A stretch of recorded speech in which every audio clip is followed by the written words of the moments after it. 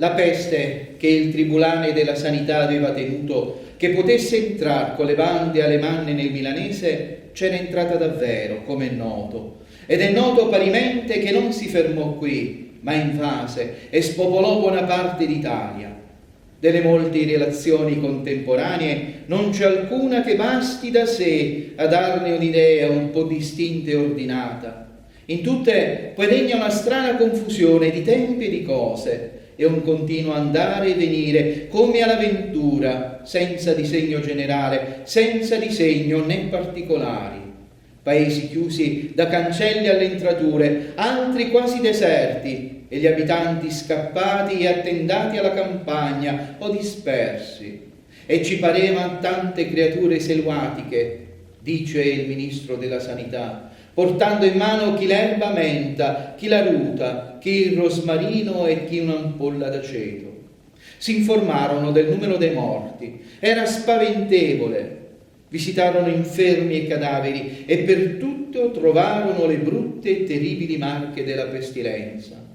Intanto i delegati presero in fretta e in furia quelle misure che parvero loro migliori e se ne tornarono con la trista persuasione che non sarebbero bastati a rimediare e a fermare un male già tanto avanzato e diffuso.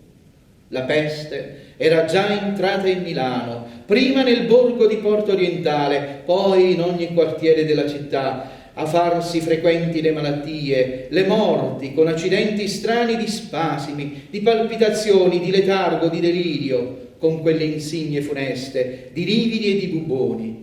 Morti per lo più celeri, violente, non di rado repentine, senza alcun indizio antecedente di malattia.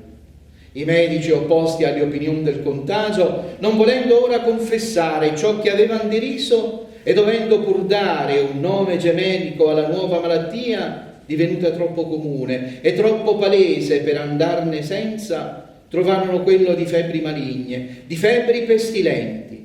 Miserabile transazione, anzi, trufferia di parole, e che pur faceva gran danno, perché, figurando di riconoscere la verità, riusciva a non lasciare credere ciò che più importava di credere, di vedere che il male s'attaccava per mezzo del contatto.